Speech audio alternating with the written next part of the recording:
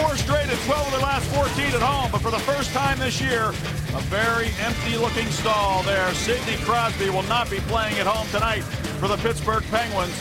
He's out for the second straight game with a concussion as the Pittsburgh Penguins tonight take on the Minnesota Wild. And here's what Sid had to say about the injury that he sustained.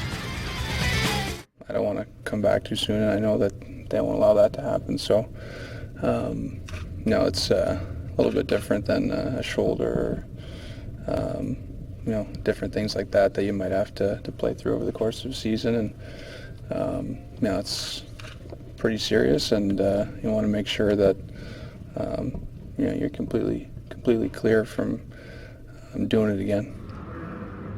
Well, the Penguins say that Sidney Crosby will be out for a week, and hopefully that'll be the extent of it, Bob, as he will miss this game here tonight against the Minnesota Wild. And it's an interesting matchup because both of these teams kind of mirror one another. Well, they do. Dan Bylsma alluded to that this morning in his press conference. He coached underneath Todd Reirden, then Reirden moved off to San Jose. Bylsma became the head coach. Here they are, both exceptional coaches in the National Hockey League. And you know what? Their teams kind of do mirror each other. When I look at what they got and what the Penguins are looking to do tonight, I think they got a muck and grind. And the Penguins have Matt Cook to do that. He's back after a one-game family situation. 118 hits, leads the Pittsburgh Penguins in that category, 8 goals to boot.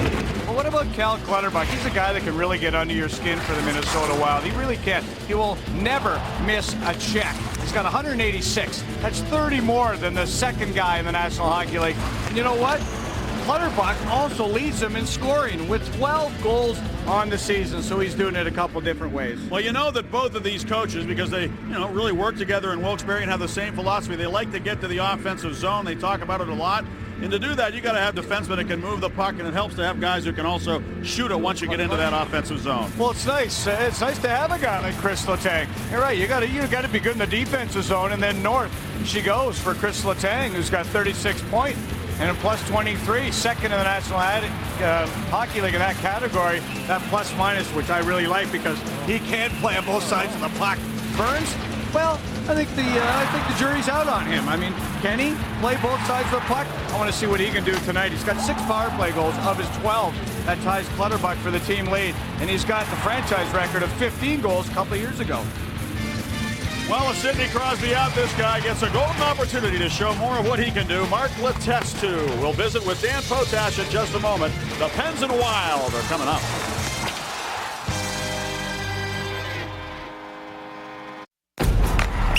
The Penguins are back on home ice where they'll host the Minnesota Wild here at FSN, and they'll do so without Sidney Crosby for the second time in 2 games. And Mark, you had a chance to kind of get your feet wet on the top line the other night against Montreal. How do you elevate your play and your line mates' play tonight? I definitely have to elevate quite a bit from my last performance there. Didn't play very well. So tonight, hopefully just fit in, play hard down low like I have been with TK and Konzi, and hopefully it, rubs off on those guys and we have a good night. What's key against a team that plays almost the same kind of system that you play?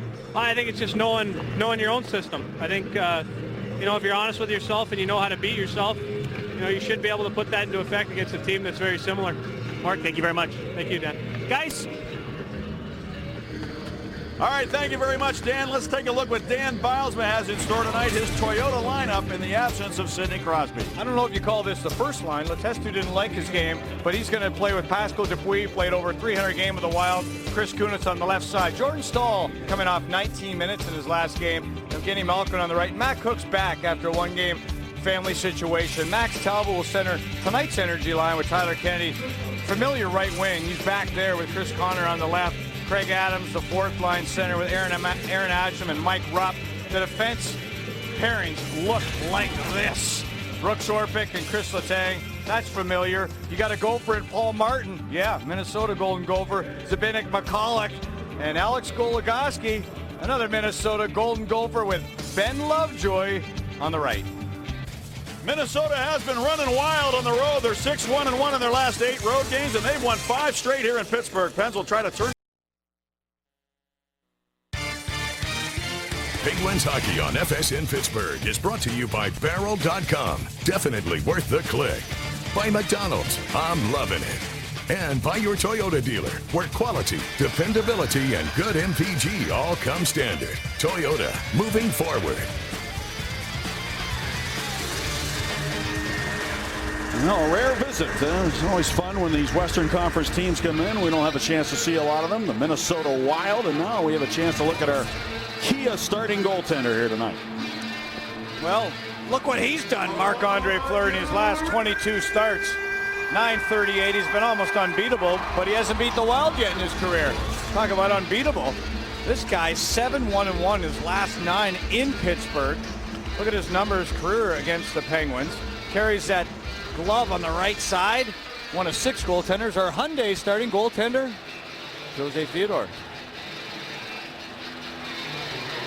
And the top line of the Wild goes up against Jordan Staal, Malkin, and now playing on the left wing, Matt Cook on this line was Zbynek, McCulloch, and Paul Martin on defense.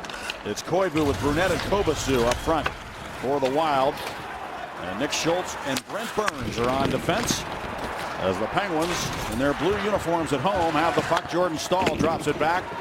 Taken there by Zbynek McCulloch, who broke into the National Hockey League as an undrafted free agent with the Minnesota Wild. Later moved on to the Phoenix Coyotes. What do we got here? We got an issue. The linesman blew it down. There may be a problem with the glass down here to the left of Theodore. Gives us a chance to look at our Rivers Casino tips to win, Bob. I think it's going to be a 2-1 game, maybe 3-2. Muck it up here. Not going to be a lot of opportunities. Wild doesn't give you many power plays. So let's see what happens. Coaching battle. Bilesma, Reardon, coached together at Wilkes-Barre. And they have the same styles. So let's see who can one-up one another. And Goligoski and Martin, or Martin and Goligoski, 7-3. Minnesota and Golden Gophers. And there's Matt Cook, hit number 119 on the season to lead the Penguins. Good to have him back. The glass popped out. Right on cue, Bob. You showed him in the open and talked about his hitting. And this is an interesting matchup between coaches. Dan Bilesma joined the Penguins organization as Todd Richards' assistant with Wilkes-Barre in 06-07. And the two of them led Wilkes-Barre to the Calder Cup Finals in 07-08. Richards then moved on as an assistant coach in San Jose in the offseason. Dan Bilesma was named head coach that year, 08-09. And as we all know, Bilesma would eventually come to Pittsburgh when Michael Therrien was fired of Valentine's Day of 09 and then lead the Penguins to a Stanley Cup. Todd Richards then hired by Chuck Fletcher, who became the general manager of the Wild. He had been the assistant GM with the Penguins and was very familiar with Todd Richards' excellent coaching ability. So he hired Todd to be the coach for him as the general manager, as you see there, with the Minnesota Wild. So there's your connection. And of course, Mike Yeo has moved on. Listed as one of the top 100 people of power in hockey by the Hockey News. Top 40 under 40 is what it was. Is that what it was? Yeah. And Yeo is now the head coach for this farm club, which is the Houston Aeros, once also coached by former Penguin coach Kevin Constantine. Daryl Sador also there as an assistant. And by the way, Todd Reardon is another connection, actually. Todd Reardon was playing in Houston with Zbynek McCulloch when those guys won a Calder Cup in the American Hockey League with the Houston Aeros. A lot of connections. Well, Sidney Crosby not in the lineup for the second straight game, and if you were there for the open, Crosby thought those hits could have been avoided. Steckel right there did not go out of his way, and maybe went out of his way to hit Sidney Crosby. Had it been Hedman, he thought the criteria, as it applies to the new rules of headshots in the National Hockey League, was there for both those hits. And Sidney Crosby talked about that this morning, and now Dan Biles was going to have to figure out how to muck this one up without his captain and leader, Sidney Crosby. I think it's interesting, Bob, if you know what the respective systems are of the two clubs, you should also then want to concentrate on how to diffuse them. And I'm curious to see which coach figures out how to stop the other team from doing what it is he knows they're going to try to do. And I asked Todd Richards that today, and he said the big thing is, it's going to be like a chess match. Yeah, exactly. And that's basically what he compared it to. So I don't know how to play chess, so this one's going to be confusing for me. Well, just keep your eye on what they're doing out there. Here's Koivu with it. He's at right wing and off the stick of Kovacic, and the Penguins go D to D, and McCulloch right up through the stall. Now to Malkin down the wing. They battle to the corner. Kyle Brodziak. Brodziak, another guy who played in Wilkes-Barre. And then a shot off a leg to the corner. Burns threw it right in front of his own net. And the Penguins at center ice. Letang with the bouncing puck. Protects it. Tries to get it up to center to Stahl.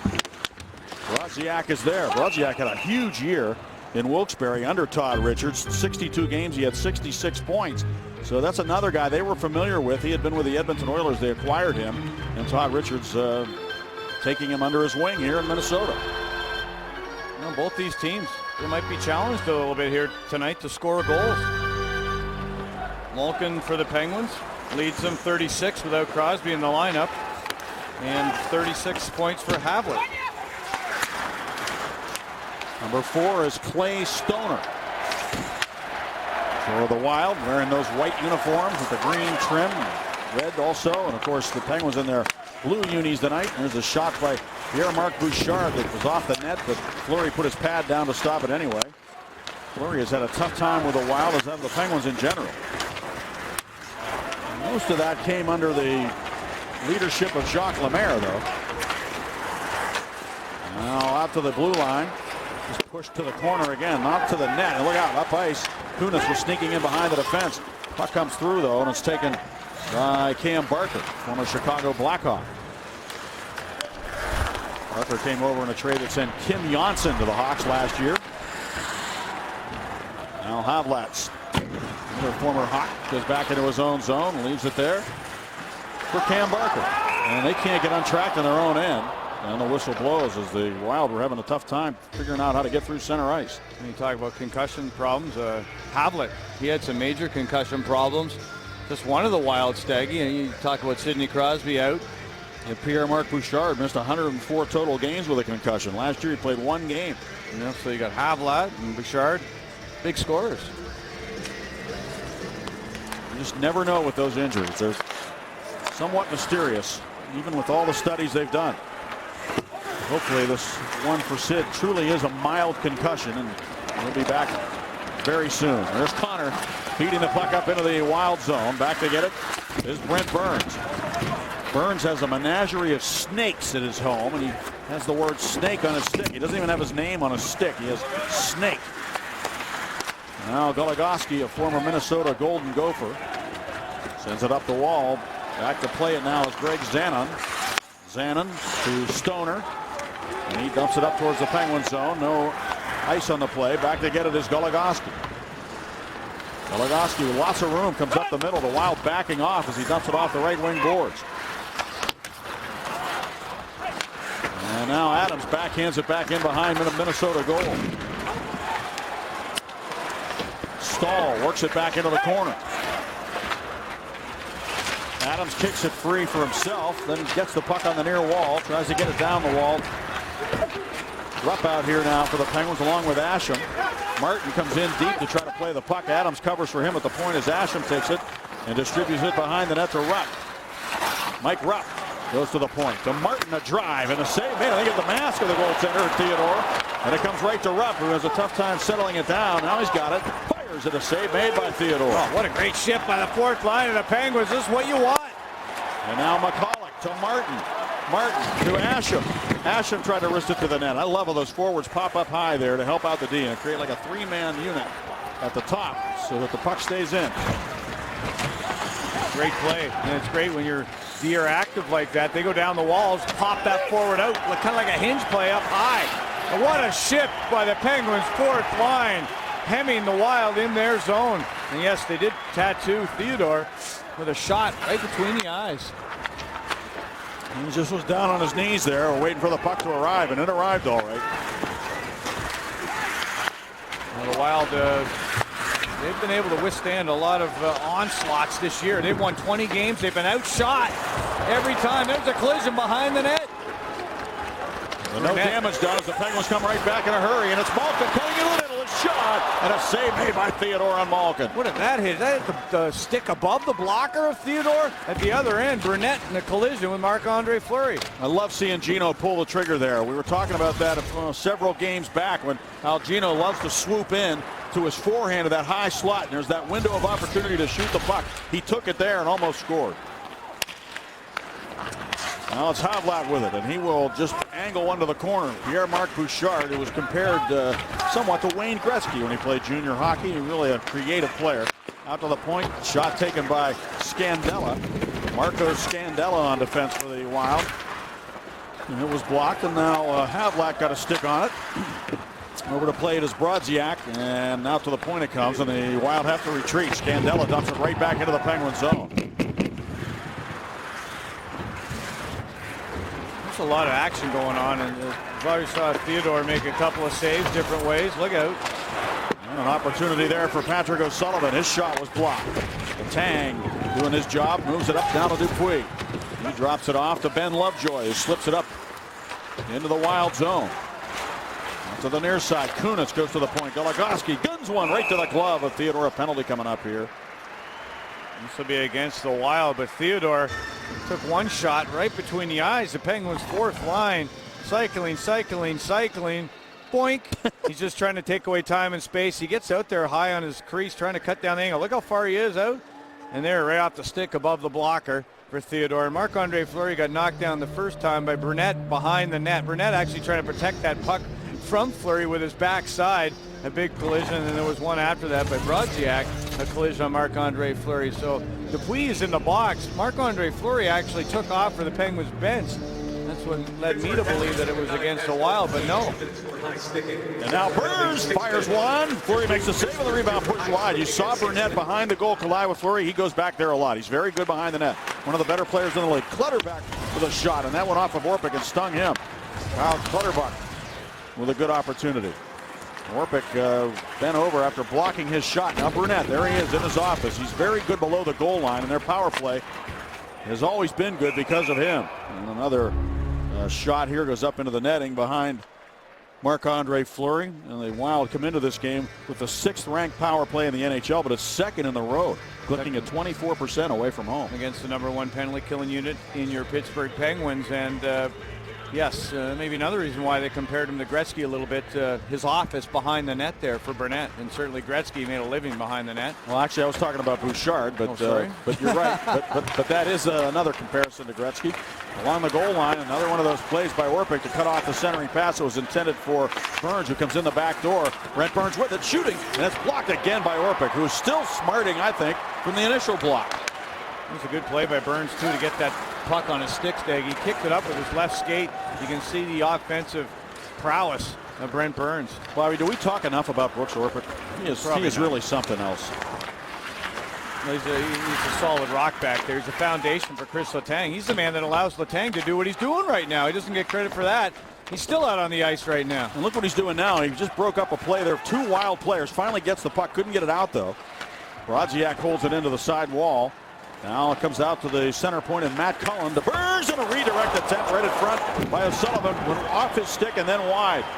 And he was right there on the backhand side of his stick. The puck went the wrong way. Yeah, it almost looked like he tried to carom that in with his skate staggy, because it looked like that pass was hard off in his feet a little bit. O'Sullivan, a guy that's been on a few different teams already, a couple this year. Now Havlat causing a problem behind the net with 16 seconds left on this penalty to Pascal Dupuis, a former Wild player, by the way. Another connection who played 334 games early in his career with the Wild. Now Malkin skates to the puck. Malkin cutting in to Talbot, a shot, and it's blocked. Oh boy, Talbot forced a turnover by Theodore. Malkin almost cashed in. Cam Barker blocking the shot, and now Fleury gloves the puck and holds on. The penalty's over. So the Penguins once again kill another penalty. They've killed 12 of the last 13 over the last 4+ games.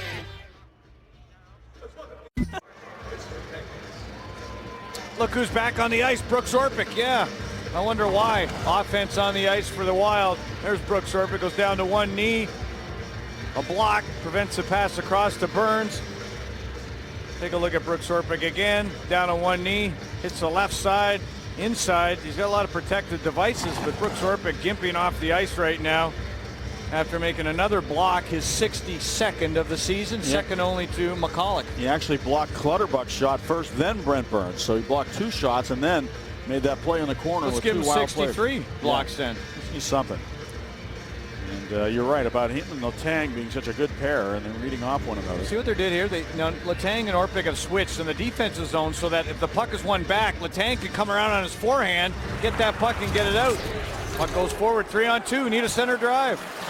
Matt Cook for Stahl. Stahl follows on, chopping at the puck. But he couldn't get a good shot away. And now Letang can't hold it in as it bounces between his legs out to center. Orpik over to cover up for Letang again. Now Orpik angles one ahead. Taken there by Stahl. He collides at the blue line with number 4, Clay Stoner, and he's shaken up a bit, Jordan Stahl, in that collision. He is hurting. Down. And there's a penalty here against the Wild, but Jordan Stahl is down right now. And Matt Cook evidently thought he saw something here as Stahl went in on the collision, because Cook is, who's he trying to go after here right now? Stoner. Clay Stoner came over and collided with Stahl at the blue line. Let's see if we can get a look here and see what happened on this collision. Here comes Stahl. Here's Stoner. Boy, I couldn't see anything at that point, but did Stoner get his right leg up into the knee? Yes. Oh no, he got his elbow right off the chops, didn't he? Take a look at his right arm. Does his right arm not come up Look here? at Stahl's right leg here. So his leg gets clipped and his chin gets clipped, yes. He saw him coming. That was the key, and he lowered the boom on Stahl right at the same time. A lanky guy like Stahl, he's long, and there's a lot of limb there. Well, I'll tell you, Chris Stewart and Jordan Stahl, they've been together a lot. Here's Letestu trying to shoot it, and it rolls off his stick.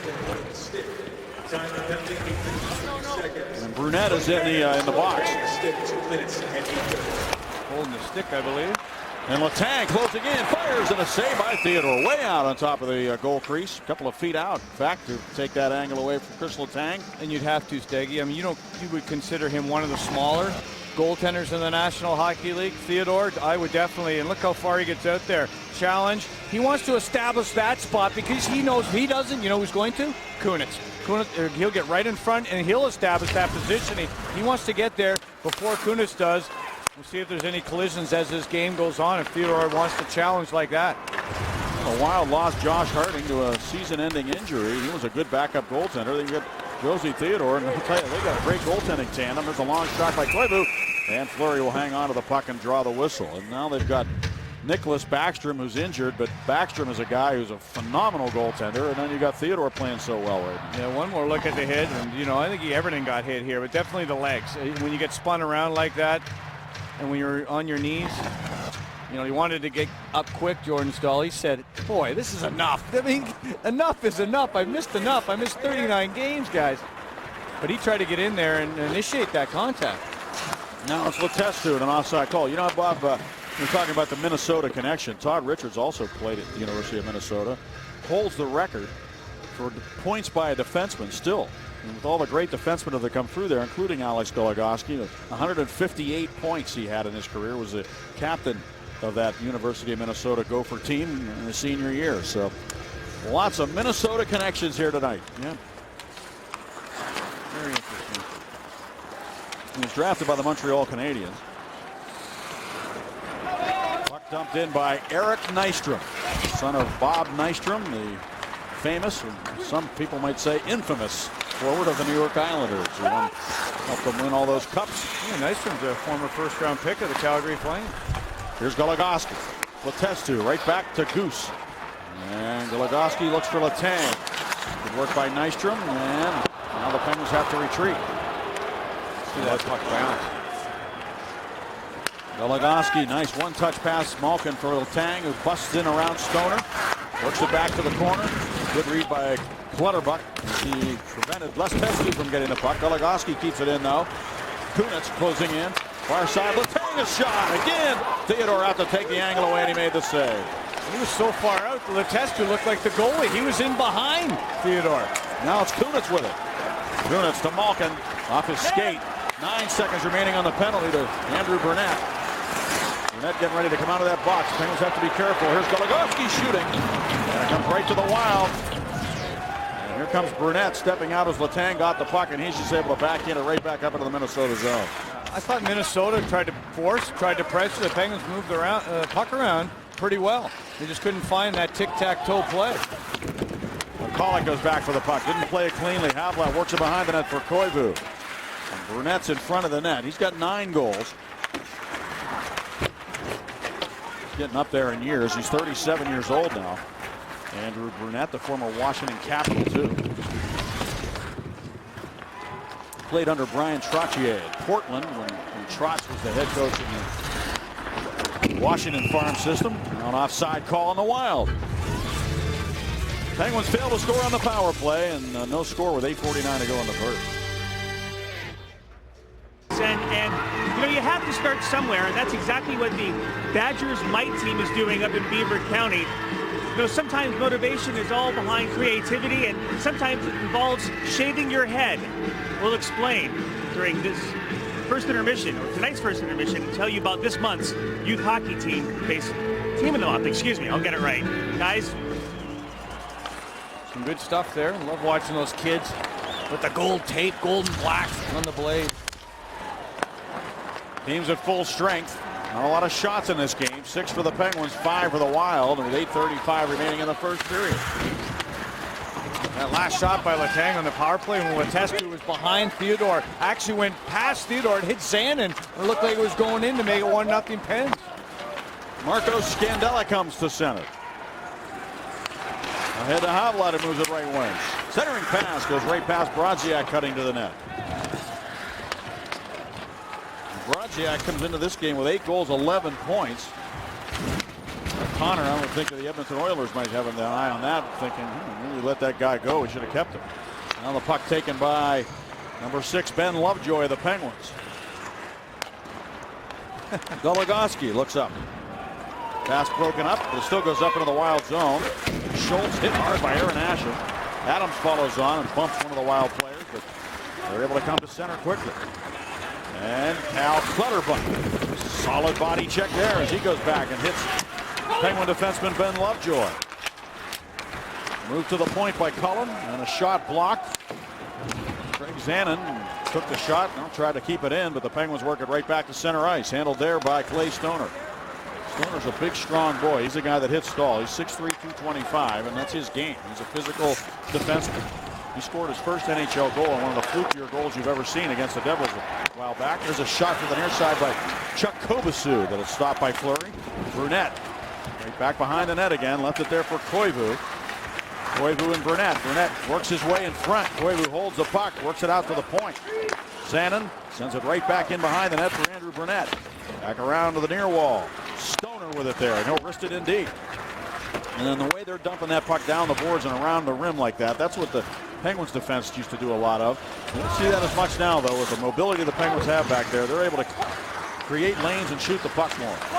There's a shot by Koivu, and it's deflected in. Right off the body. Right on the doorstep. It's Kobasu that was there. Yes, it was. Good eyes. Right off. Looked like he just put his big chest out there. Right in the crease, just to the left of Marc-Andre Fleury. There's no defense for that. The wrist shot comes in. He establishes position. Looks like it hit him right off the body, I think.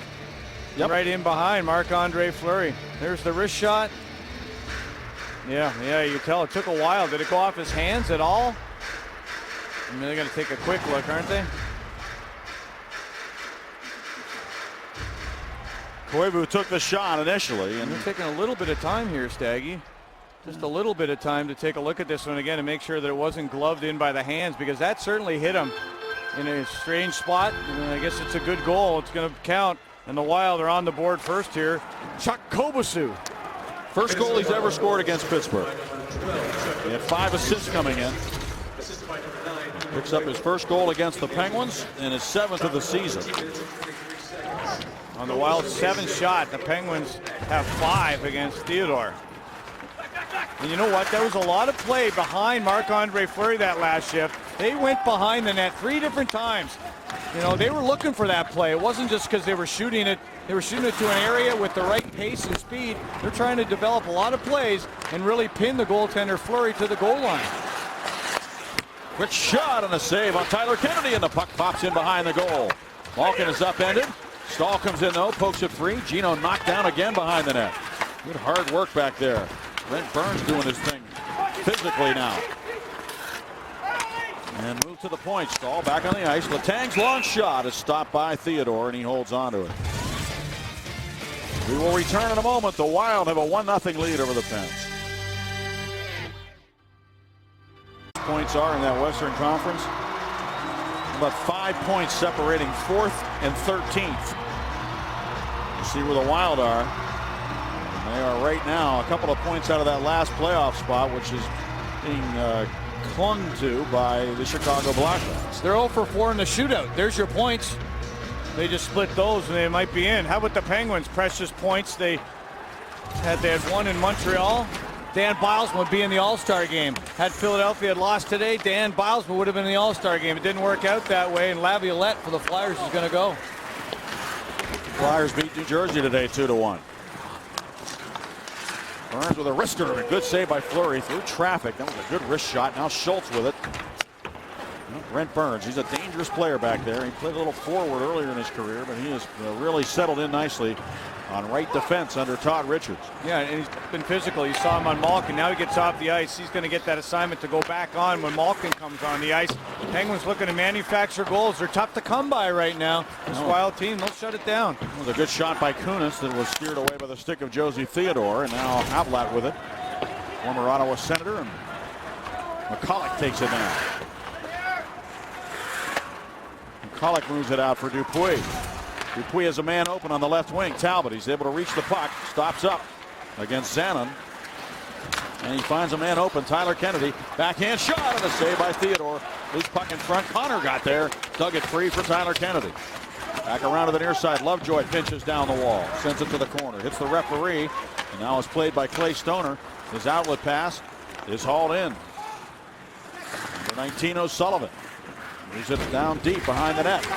Working there is Brad Stovitz. He's got 7 fighting majors. Stovitz, a tough guy for the Wild.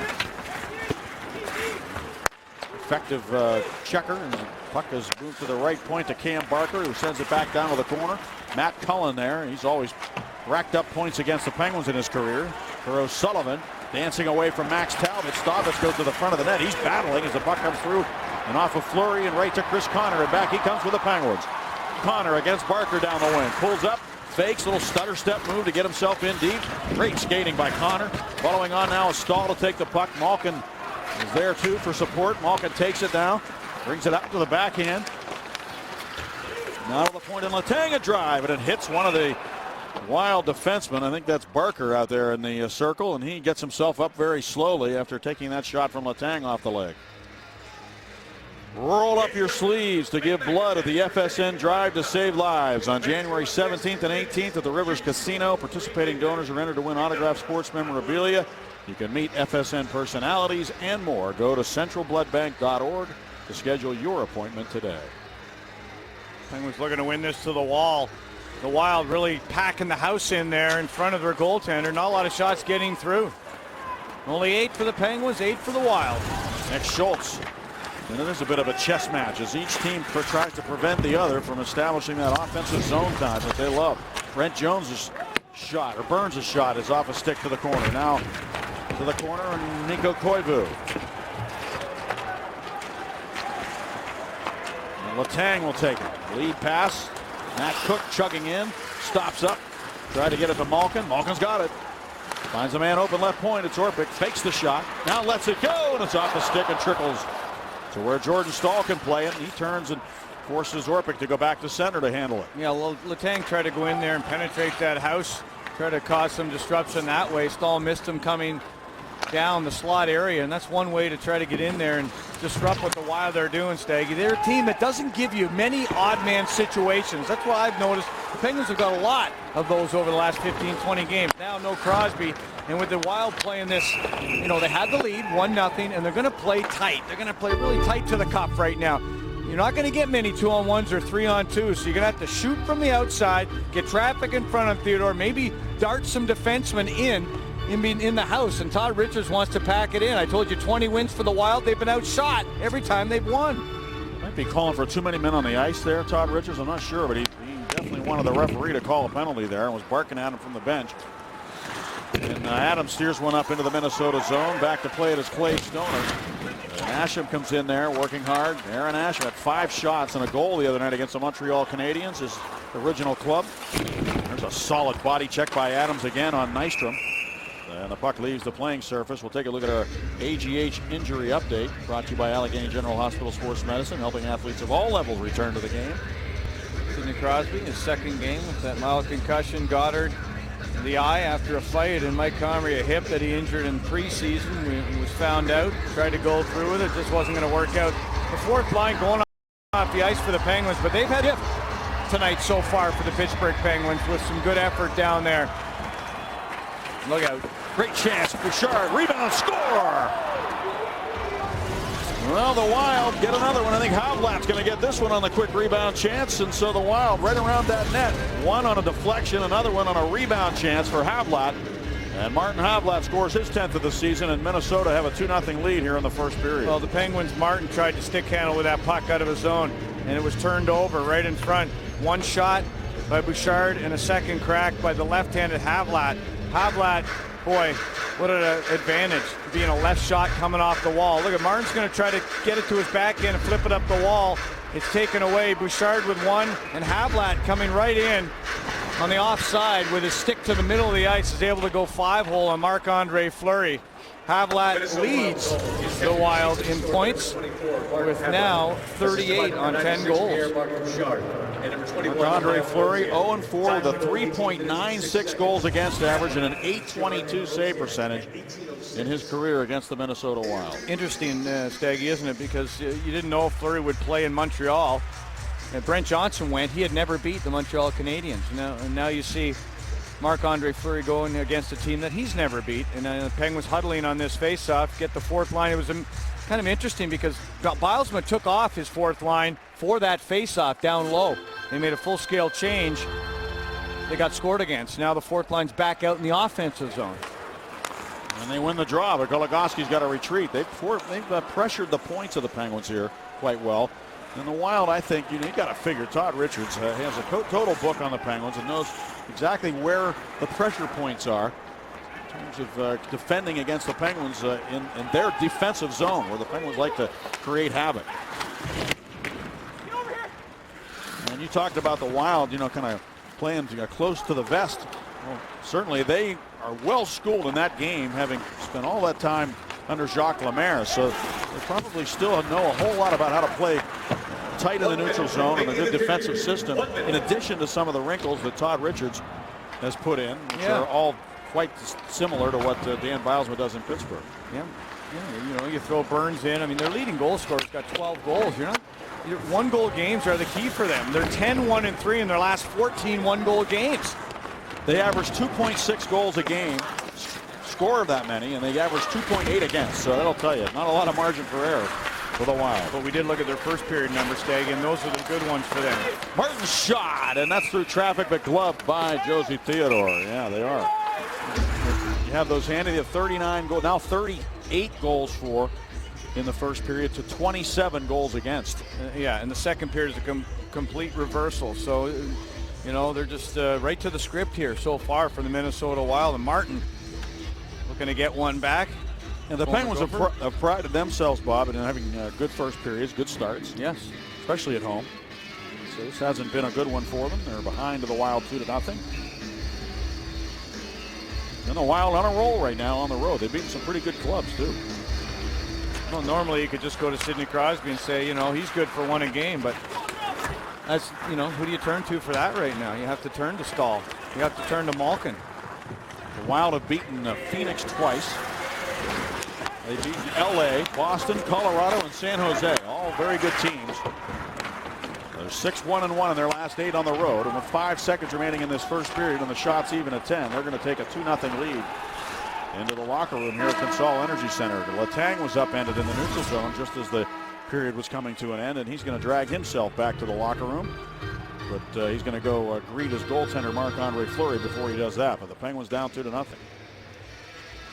Our Fort Pitt Capital by the numbers first period recap shows that the Wild doubled the Penguins up in scoring chances, and neither team able to score on the power play. No, and the faceoffs, the Penguins did win that last faceoff, but the Wild stuck to it. They turned the puck over in front of Marc-Andre Fleury. They got on the board.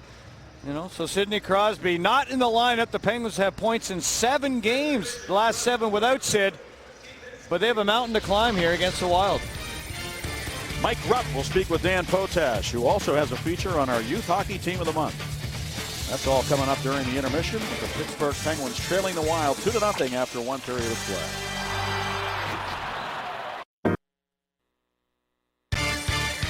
Penguins Hockey on FSN Pittsburgh is brought to you by Pittsburgh East Nissan and West Hills Nissan. We sell Nissans for less. Visit 9020.us. By Highmark Blue Cross Blue Shield. Have a greater hand in your health. And by Citizens Bank.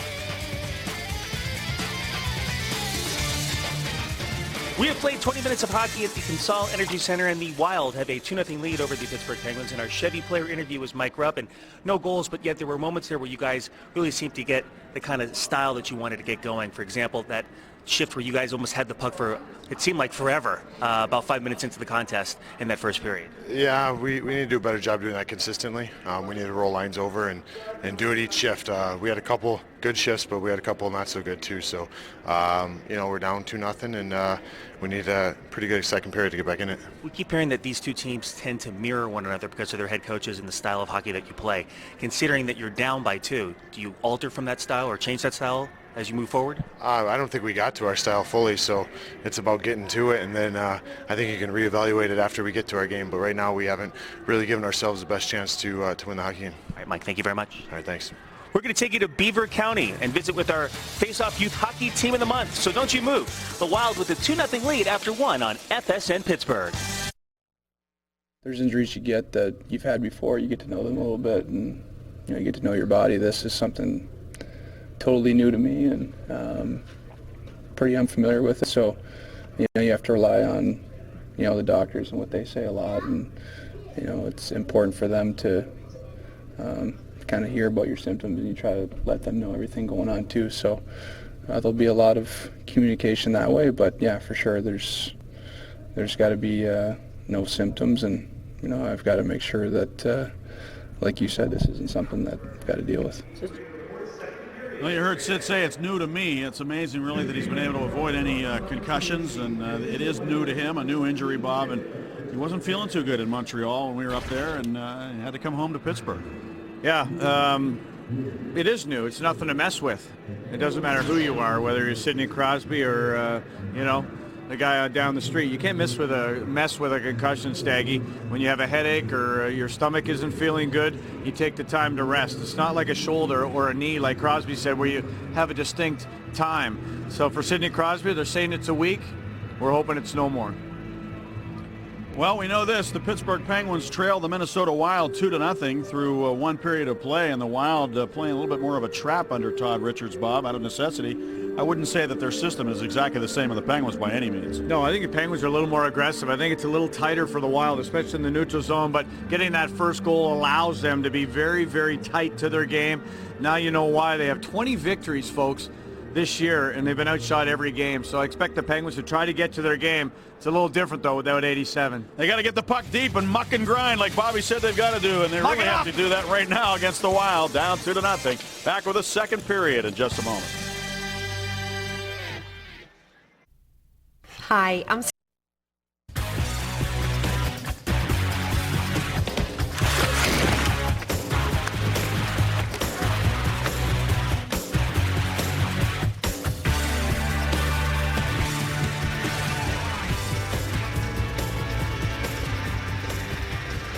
Well, the Penguins have some work to do. They've got to dig themselves out of a little hole here against these pesky Minnesota Wild players who had a lot of success here in Pittsburgh. Their first visit to Consol Energy Center, which, by the way, is very similar to the arena that the Wild play in Minnesota. The Penguins visited that building. HOK built that arena in Minnesota, just as they built this one here in Pittsburgh. So the Wild probably feel rather at home tonight here at Consol Energy Center. They play at the XL Energy Center.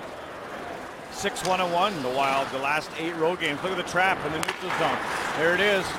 There it is. It's like a right wing lock. Two defensemen. The right winger was locking up in that situation. There was no room. The Penguins are forced to dump the puck. They're going to have to dump the puck and work it in down below the goal line. That's how they get back into this game.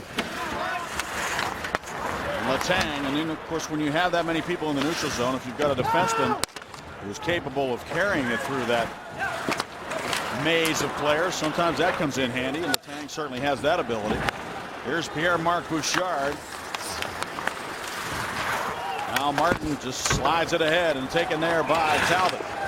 Talbot can't get it deep, but net dislodged behind the play. Cook was in the goal. Yep, Steg, this is the neutral zone. They got 5 players in the neutral zone. The Penguins, what do you have when this happens? I mean, here they come up the ice, and if you freeze it here, you got 1, 2, 3, 4, 5. Number 2 is the right winger. He's just locking up. Then you got 2 defensemen just right across that blue line. There's not. You got to dump it there.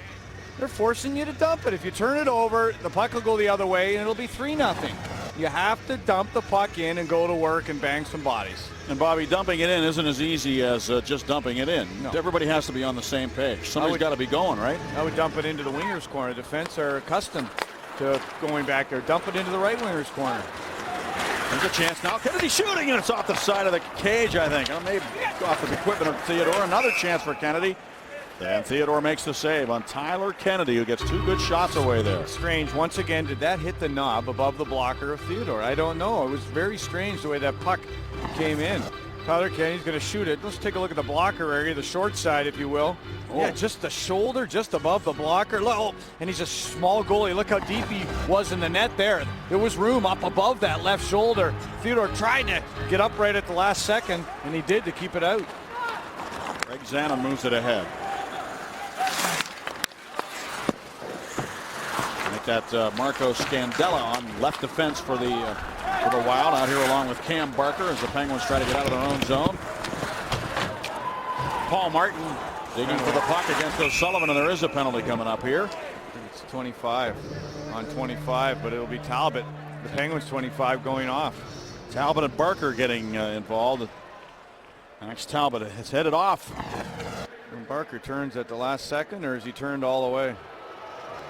Yeah, maybe he's turned for quite a bit of time there, and so the Penguins will have to kill a penalty. One of their penalty killers in the box. Talbot hasn't scored in 16. He's the guy that's getting more minutes right now with Sidney Crosby not in the lineup.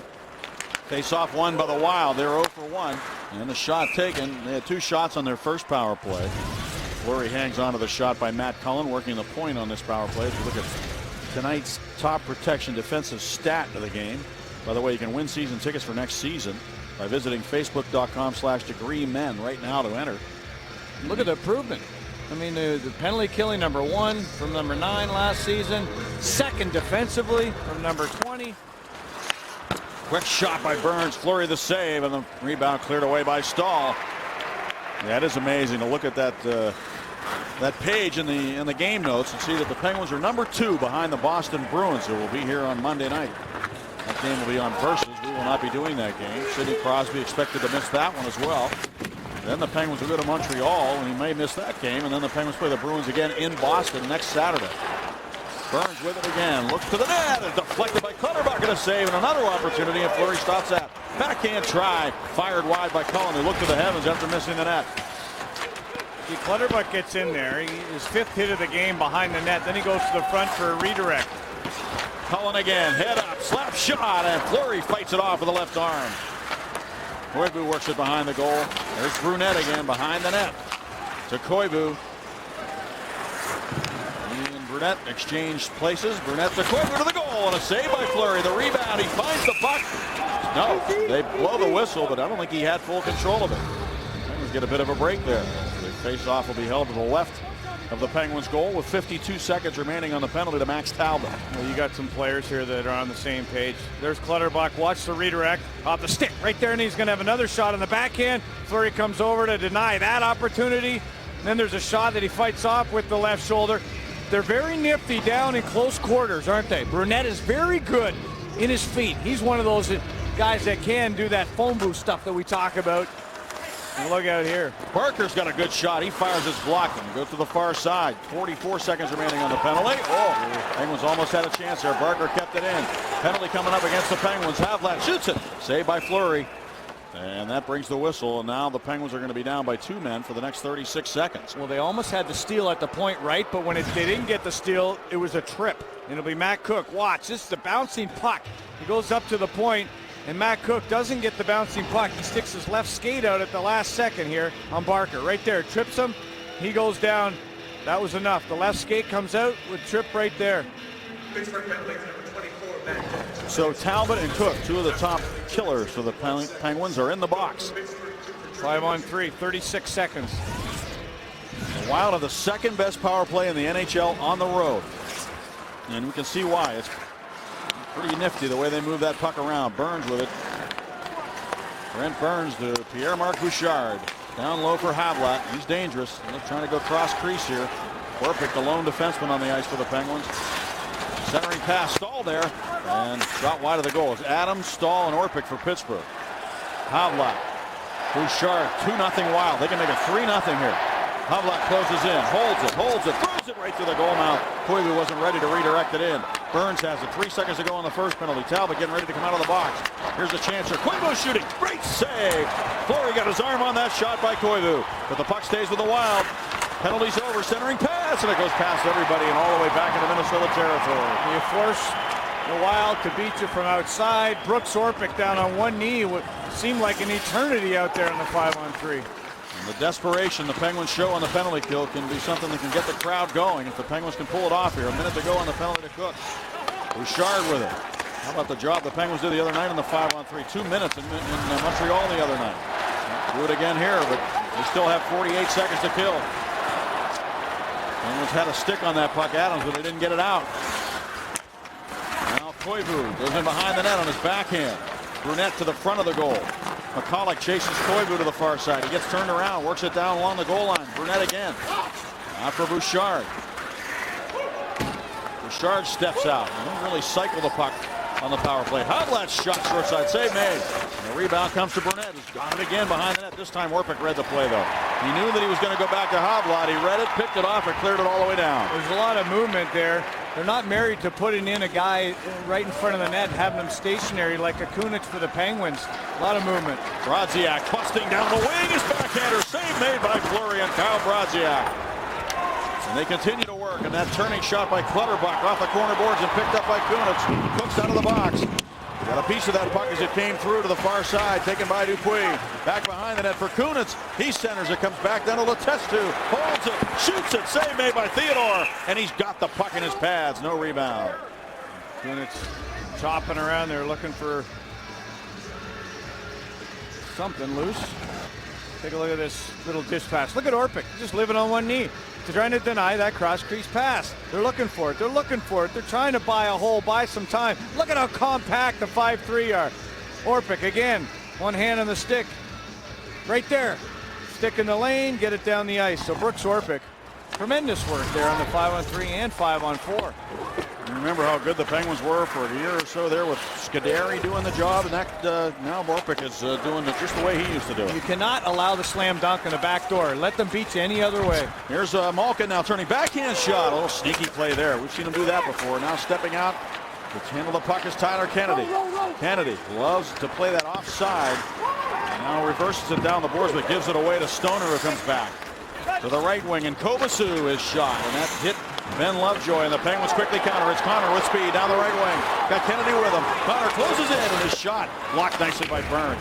Kennedy goes over to hit him. He got nothing but glass. Puck held in though by Lovejoy to the corner. Taken there by Connor. Centers Malkin. Oh, and Theodore broke up the play by Malkin right in front. He tried to stick at it, I think, before Malkin could turn it over to the backhand or slip it through the 5-hole. Now Kobasu dumps it to the far corner. Letang back to play it. And didn't get a lot on that puck to get it to Goligoski, but he gets it behind the net. Stolen away, though. Good play. Cullen for Clutterbuck. He fanned on the shot. May have been checked from behind by Adam. Puck comes back through. And Fleury able to freeze. Well, Wow. he didn't have a lot of room, did he, Staggy? Gino had a good opportunity. This is off the side of the net, and he had a better one after this. Whew. You enter the main concourse at the Consol Energy Center, you may see something a little different. Actually, you can't miss it. Friday, the Penguins unveiled the world's largest hockey mask, which is 9 feet high, 8 feet wide, and 12 feet deep.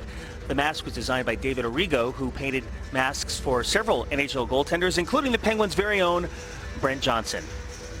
Pretty big, huh, boys? Look at it. That's great. That's really cool. We were standing inside of it today, and we could probably do TV right in there, Bob. Maybe we'll do that some night. There you go. Yeah, a little mini studio for us. And we have an equipment issue here. What do we got? Martin? Paul Martin. Getting some lace work done. Yeah, he had a broken lace. Right down at the bottom of his skate. That won't affect him at all. Little reverse there on the faceoff. Good work for the Penguins. See how they flip-flop defenseman there so they can get that puck out. And the Wild try to cut him off in the neutral zone, but the Penguins keep coming at him to the goal and roll off his stick. It's amazing how in games like this, that's who you kind of rely on to score your goals. You got to get them from grinders. That's Matt Cullen with it now. He centers. It happens a lot. It happened over the course of Penguins history when they would play trapping teams. Asham down the right wing, centers, and it goes right past Rupp. So don't be surprised if one of these guys at the fourth line gets a goal. Aaron Asham now chipping it in behind the net. Over to play it. Marco Scandella, and he moves it out on left wing. Ahead now for Clutterbuck against Martin. Clutterbuck shot, and it goes wide of the net off the stick of Martin to the near side. Picked up by Rupp. Rupp's got some skating room now. Moves it to the right side, and Letestu's shot is blocked. And the Wild end up with a puck. Cutting right in front of his own net was Kyle Brodziak. Brodziak on the right wing, a shot save, and a rebound. Rolled off the Clutterbuck stick before he could pull the trigger. Yeah, it was knocked off by Pascal Dupuis. Good play coming back. Shot from the point by Stoner, misses the net, but comes right to Brodziak near side. Feeds it to the corner. And the Wild showing great energy here, cycling the puck in the Penguin zone. Yeah, look where their third F3 is, way up by the blue line. You can't even see him in the picture. They draw a penalty. Yep, Letestu took the penalty. And the Penguins are going to get possession here. And the Wild, who registered 11 shots, by the way, on those previous two penalties with the 5-on-3 and then the penalty after that. 11 shots on goal. Actually, 9 of them coming in that last sequence. Well, the power play. They've been getting, you see the penalty there. And if you take a look at the Penguins defenseman, there's a right defenseman and a left, but they flip-flop on this. Why? So that Martin, after they call the reverse, watch this, they're going to call a reverse. Martin can come across. He's on his forehand, not his backhand. One times it right away out of the zone. A set play for the Penguins to exit from their zone and try to get a chance the other way. Well, they did, but the Wild have done a good job getting the puck behind the goal line and really getting some cycle time in this game. Penguins continue to take a lot of penalties. They have been leading the league in that category now for a while, and it's not a stat you want. But here's Talbot back. Short-handed, coming to the goal, and it rolls off his stick as he comes to the goal. Just couldn't get it turned over to the forehand there. He was confronted not by a defenseman, but by a forward, and Matt Cullen is back. He plays the point.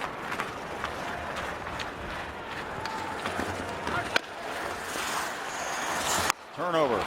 Talbot again. Talbot shoots, and a save made by Theodore. Theodore so far out there to just stand still and take that shot off the blocker. That's old-time hockey to see him play like that. That's a great, yeah. It's like seeing Rogie Vachon or somebody in the net. It was a little old-time, and it was nice to see Max Talbot get a couple opportunities. That's one way you could turn the tables here on the Wild. Or maybe Joe Meloche. He used to come out and challenge a lot when he played for the Minnesota North Stars. Quick shot and a good save by Florian Havlat on the rebound. Cleared by the Penguins all the way down. 54 seconds remaining on the penalty to Mark Letestu. The Wild getting untracked here with the man advantage. Bouchard tried to chip it in. Stripped of the puck nicely by Adams, who works it ahead. Cook got a stick on it. Getting physical against Brodziak, who reversed it back in behind the net, and Cam Barker will lug it now for the Wild to center. And Barker able to dump it to the corner, gets in after it himself. Brodziak follows on, but the Penguins trap three players now as they come to center. A 3-on-2. Dupuis, right side of shot. Talbot's shot stopped again. Talbot was wide open there for the one-timer. This is the one time you can get him out of this trapping formation. A 3-on-2 and 2 partial breakaways against the Wild's power play. Here's Havlat shooting off the outside of the cage. It comes to the near side. 1 second to go on the penalty. Letestu is going to jump out now. The Penguins kill another one. The Wild are 0 for 4 with the man advantage, but they've gotten a lot of shots. Here's Schultz with it. His shot misses the cage. And after it is Nystrom. Stahl sends it up the boards for the Penguins. Burns held it in, and a quick shot stopped. Madden pulled the trigger that time. Fleury can't freeze the puck. Clutterbuck over to it. Out to the point. Barker to Burns. Burns a shot off a stick, and it bounced to the net. And a save made by Fleury. You know, they're very concise in their movements. They get it to the point. They get the shot. They get it behind the net. They move quickly to the front. They don't mess around much. A lot of north-south, huh, Bob? You know, they have something in mind, and they're really moving their feet. They're giving the Penguins a real test right now. The Penguins' best chances have come in this second period when they've been shorthanded. Not a lot of room out there, 5-on-5. Back to play the puck now is Greg Zanin. And an icing call against the Penguins will leave these guys out here for a while.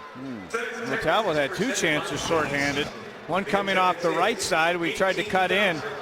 Didn't get a great opportunity. The puck kind of slithered off his stick, and then finding the seam here. You see how far out Theodore was. He didn't go down at all. He just stood right up on Max Talbot. That's a good spot for Talbot, too. He likes to pick that upper right-hand corner as he did in Game 7.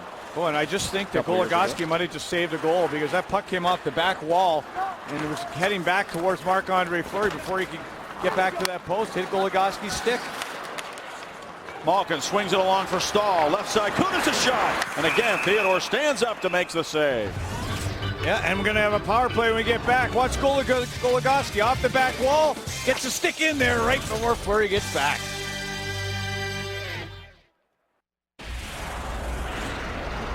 Bobby, here's a moment for you. Was that a moment? Oh, boy. There's a nice picture downstairs showing that one. And then Yager. Yeah, so you got to go to the net to score a goal, Staggy. That's what you got to do and to win cups. Penguins. North Stars went to the finals, and then they went to Dallas. Norm Green took them out of town. Penguins 0 for 1 on their power play. They need to find something. Theodore's been good. He's been very solid in the game. You got to give him cleared now by Madden, who's always tortured the Penguins as a penalty killer when he was with the New Jersey Devils. A more limited role here, obviously, with the Wild as he's getting up there in years, 37 years old. Here's Kunitz with it down the wing, stripped of the puck by Burns. Kunitz falls down. He's on top of the puck. It comes free. The Testu trying to get a play here, but back around, and Goligoski can't stop the bouncing puck, and he'll go back into his own zone to play it. Wild Burns can't get off the ice. He plays a little more physical than I thought he did, and uses a stick there as a kind of a weapon. Now it's Malkin with it. Goligoski. Kunis goes to the front of the net. Kunis right there on the goal line. Goligoski to Malkin. To Goligoski, closes in, holds it, shoots it, and it's locked in front. Testu chopped at it, didn't get it to the net. Tries again. Testu in the corner. He and Malkin get their signals crossed. Goligoski's going to keep it in. No, he can't. He has to turn and move it to Letang at center. Penguins have only 1 shot on the power play prior to this opportunity, and now a turnover by Goligoski, and here they come, an opportunity here. Cullen shooting, and a save made by Fleury on Matt Cullen as he came back shorthanded. You got to watch out for Cullen. He's got 23 points in 33 games against the Penguins, and with the Canes and the Rangers, Cullen always seems to find his way on the score sheet. Another shorthanded chance in this hockey game. Look how far Marc-Andre Fleury comes out as Cullen snaps that one to the blue jersey. Letang on his horse got back and forced him to get rid of that puck a little earlier. Yep. Face-off win here. Zanin, who blocked the shot, fires that one down the ice. Tries to kill some time. Only 20 seconds left here in the Wild penalty. I was really impressed with the precision of the Wild power play. The way they worked that puck down low. There's that threesome down low of Havlat, Brunette, and Koivu. Very, very good at almost cycling the puck down there. And then the Clutterbuck, and the Clutterbuck unit, you know, they're a little bit different. They go to the point and then go to the front of the net for redirects, while the other unit uses a cycle. Penalty over. Kennedy shoots it, and it's blocked. So the Penguins are 0 for 2 with a man advantage. No shots on that power play. Wild have killed off their last 12 over 5 games. So, you know, if they're going to do that, they're going to be tough to beat. And they're very disciplined. They don't give up really more than 2.5 penalties or power play chances a game. Battling now. Koivu comes up with a puck. Havlat finds Koivu in the neutral zone. Backing in is Lovejoy, and the shot by Koivu stopped by Marc-Andre Fleury. Brooks Orpik takes it, looks up, sees nothing but white jerseys. And it's lifted by Dupuis, and Dupuis very familiar with the way the Wild are playing right now. He saw a lot of it under Jacques Lemaire as a member of the Wild. We'll take a look at this day in Penguins history, brought to you by Day Automotive. Mario Lemieux scoring 4 goals, his 24th career hat trick, and the Pens 7-5 win over the Rangers at Madison Square Garden. That was in the 89-90 season. Mario would end up having back problems that year, and that was the year that he came back in the final game against the Buffalo Sabres. Louis Krupp ended up scoring the winning goal to send the Penguins home. And then the Penguins were able to take Jaromir Jagr in the first round of the following draft. And then they won the Cup.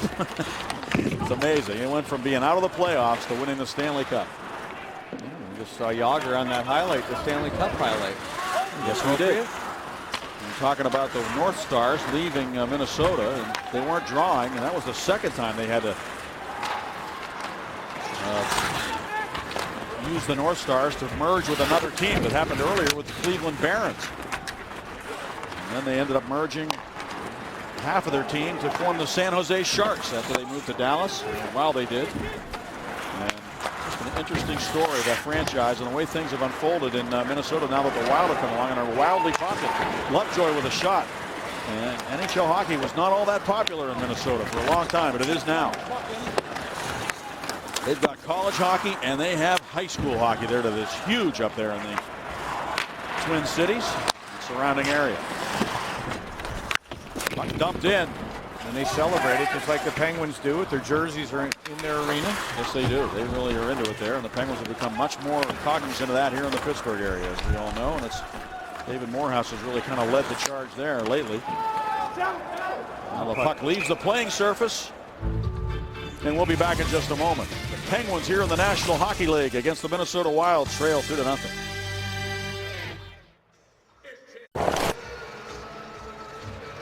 There's your high school jerseys you talked about, Bob, and on display here at Consol Energy Center. And also you can do some interactive stuff where you can actually watch high school highlights. And it's great stuff. I love that.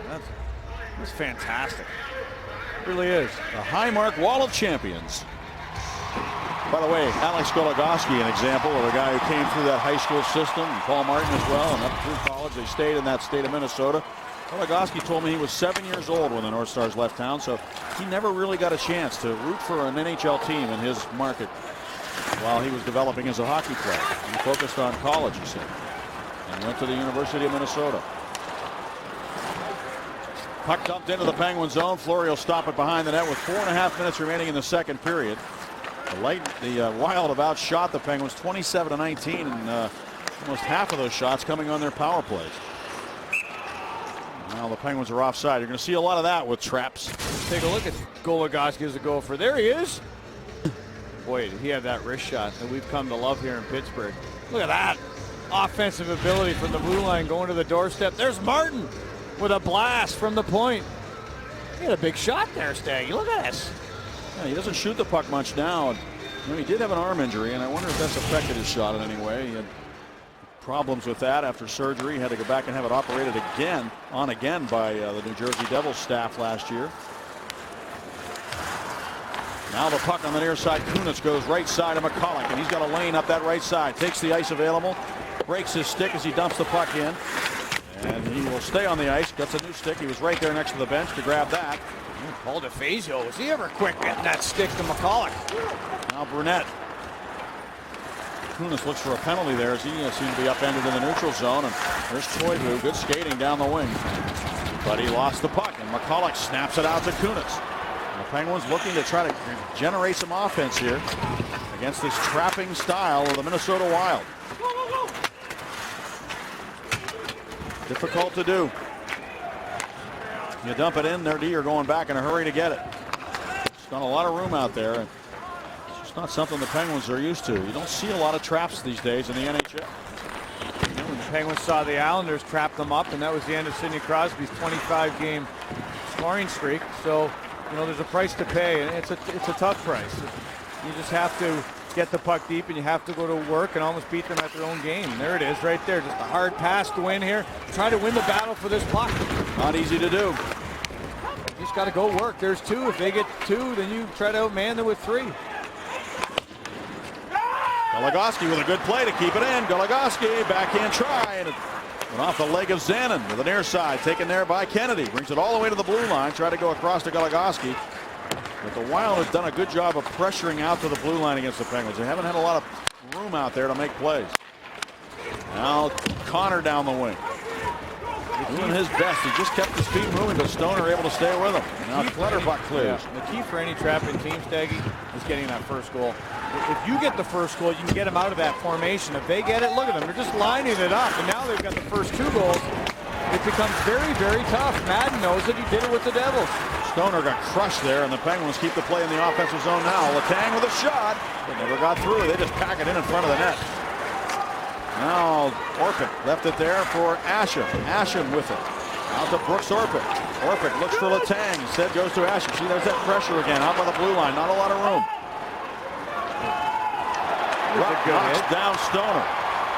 It's twice that Stoner got draped by a Penguin. Once on the end boards, another one in the neutral zone. He goes to the bench. Here's Adam shooting. Oh, he just missed on the stick side of Theodore. Letang back to the net. That's off a stick. Now out to Paul Martin. He closes in. His shot. That hit Clutterbuck. And Bouchard comes steaming back. Leaves it near side for Madden. His shot goes off a leg and right to the goal, and Fleury's going to freeze it with 1:22 to go in the period. Just a reminder to look for the Miller Lite Taste Greatness moment later in tonight's game. And if this doesn't make you thirsty, I don't know what will.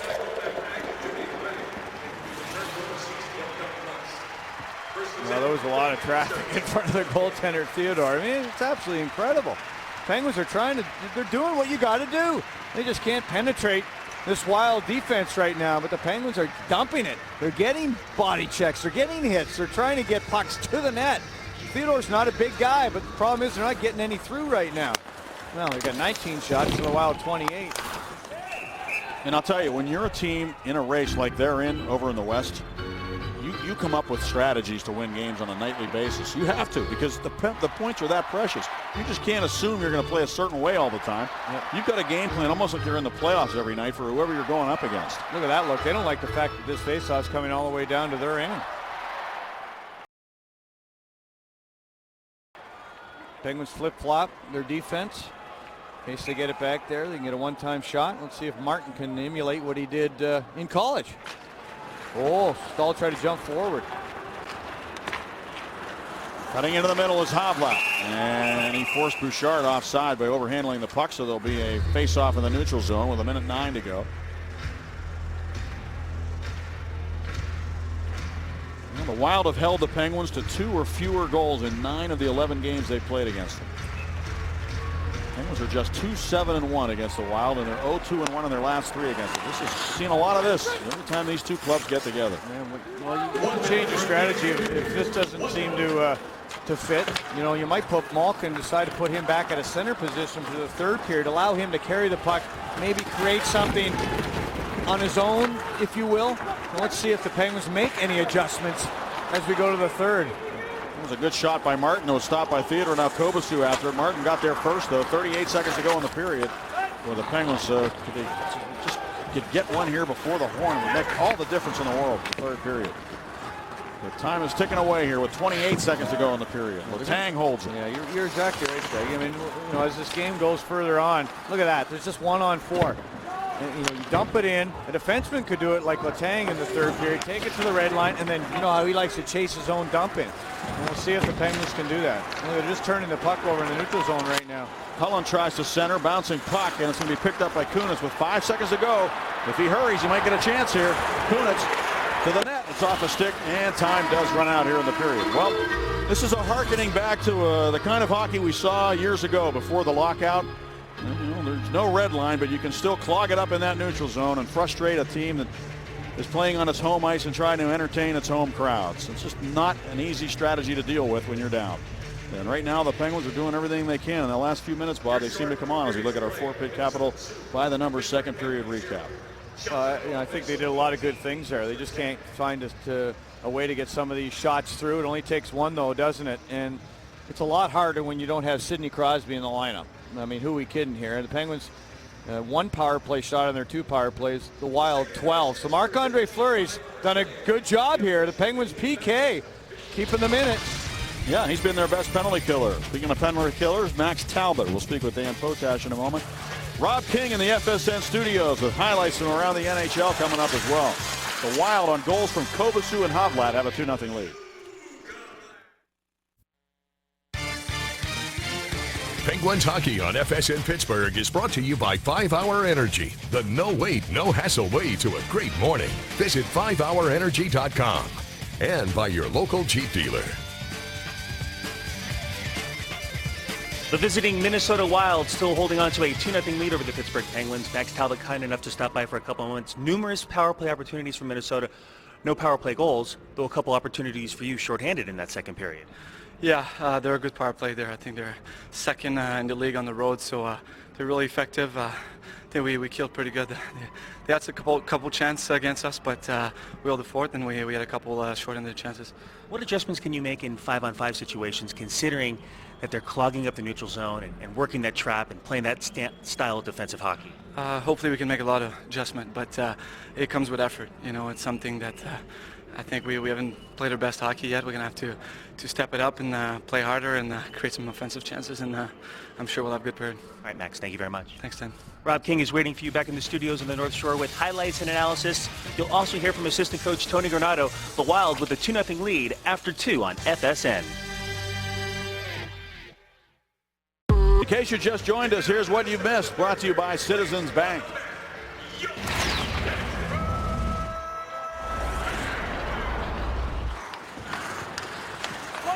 There's a shot by Koivu, it's deflected in. Look out. Great chance. Bouchard, rebound, score! Talbot back. Short-handed, cutting to the goal, and it rolls off his stick as he comes to the goal. Talbot again. Talbot shoots in a save made by Theodore. Here they come, an opportunity here. Cullen shooting in a save made by Fleury on Matt Cullen. Moments ago, Dan Potash spoke with assistant coach Tony Granato. Tony, you've watched it for 2 periods. What can you do in the final period to gain some kind of momentum offensively? Yeah, momentum offensively is something we're looking for because we really haven't gotten to our game yet. I don't think we've established our forecheck. I don't think we've established any sustained pressure on their D. So it's important, you know, to get off to a good start to this period. I know we get a little bit behind the 8 ball last period with all the penalties. So play 5-on-5, try and create some offense by getting some pucks behind their D and getting a forecheck going. Tony, thank you very much. Thank you, Dan. Gentlemen. Well, that's what you knew, that's what the strategy's got to be. The question is, how do you do that against the trap, right, Bob? I mean, Get it behind their D. get it behind their D, and how do you do that when you can't even get the center ice? Murphy dumps, they can work. Just soft chips, but you got to get some speed, come back as a group so you have some options, some give-and-go options. You know, and the Penguins might have to come back a little bit deeper than they have over the last few hockey games instead of stretching way at the far blue lines. We'll see. We're talking to the Wild folks between periods. They said they don't really trap like this regularly.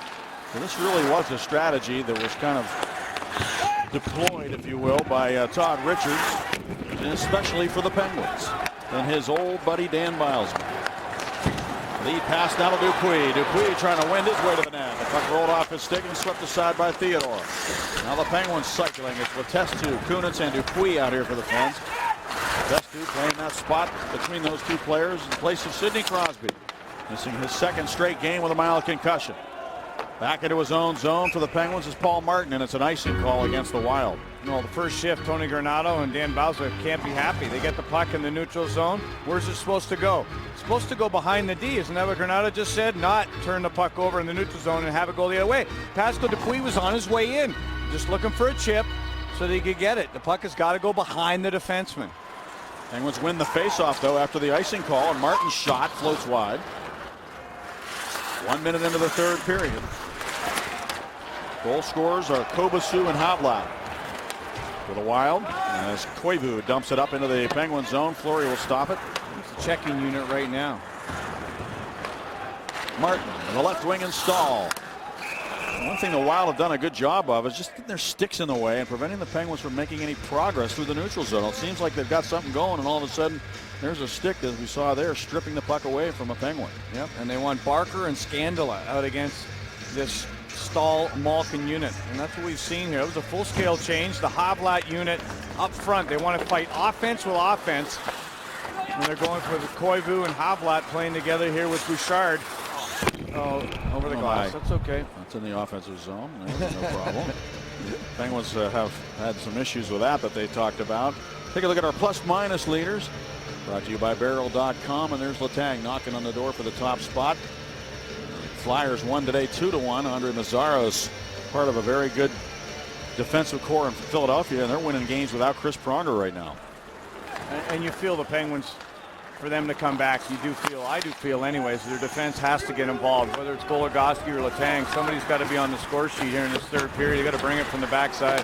And they could carry it through all that traffic at the neutral zone, couldn't they, Bob? And just attack and just have, like we saw that one highlight you showed on the telestrator with Letang skating only so far and then trying to make the pass once he already, skated right into the trap. It'd be nice if he had an option, though, either to skate it or to move it to somebody that was kind of mirroring him, coming up with the same speed and almost not too far ahead, if you will, because if you're too far ahead and Letang carries it and you have all your forwards stopped still at the far blue line, if you dump it in, they're stopped. They're never going to get to the puck. So that's why coming up in unison is better. Well, there were so many strategies that we used to talk about back in the day before the lockout. And the other thing that you've got going here for the Wild is, to their benefit, is that it's a bit of an element of surprise because not everybody's doing it anymore. In the past, you were ready for it every night because just about every team was trapping it up. Or at least a lot of them were. It was a rarity if you weren't. Now here's McCulloch's shot wide of the goal. Yeah.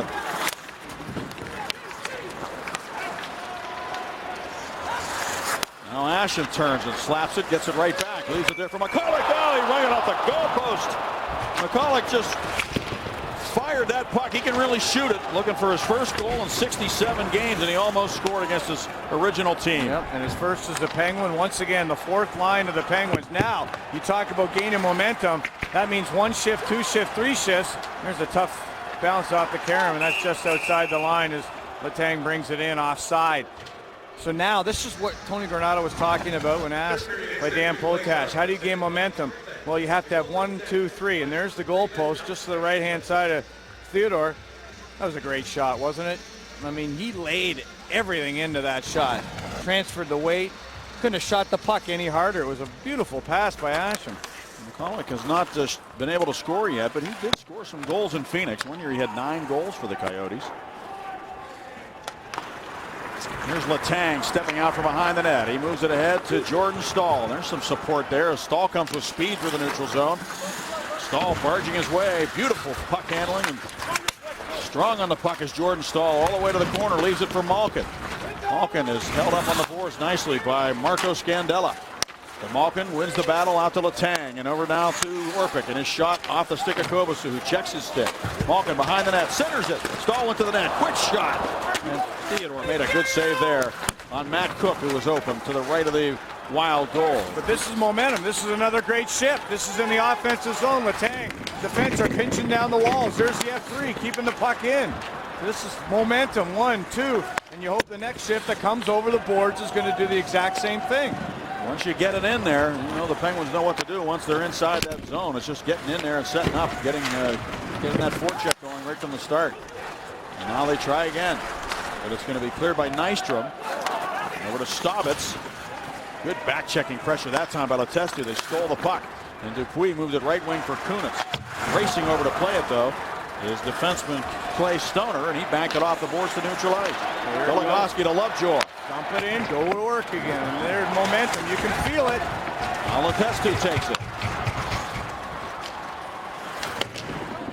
The Wild able to work it back to center. And long shot from center by Nystrom. Puck's taken by Goligoski. To Lovejoy. He carries the puck. This is what we're talking about. He carries it in right down the right wing. Lovejoy to the goal. A shot and a save made by Theodore. And on the rebound, Kunitz moves it out to Dupuis, covering for Lovejoy. He dumps it to the corner. Behind the net, Kunitz after it. Lovejoy trying to get back into defensive position right now. He's going to go all the way to the bench, in fact. And look out, we got a man wide open. It's Pierre-Marc Bouchard shooting, and a save made by Fleury. Bouchard looked like he came out of the penalty box. Sneaky little play. This is the top unit for the Wild. They're trying to get the momentum back for their club. Yep, and Schultz has it at the left point. Hammers one, and right over the body of McCulloch to the equipment of Marc-Andre Fleury, and he holds on to it. And we talked about support. At the end of the period, we show Letang with no support. But this time, Letang is going to have support. And that support is in the form of Stahl. Look, at coming up in unison. There's a guy. When he's confronted Letang, he can give it to a guy that's moving, that's not way in front of the play, that's coming to support him. That's exactly what we're talking about.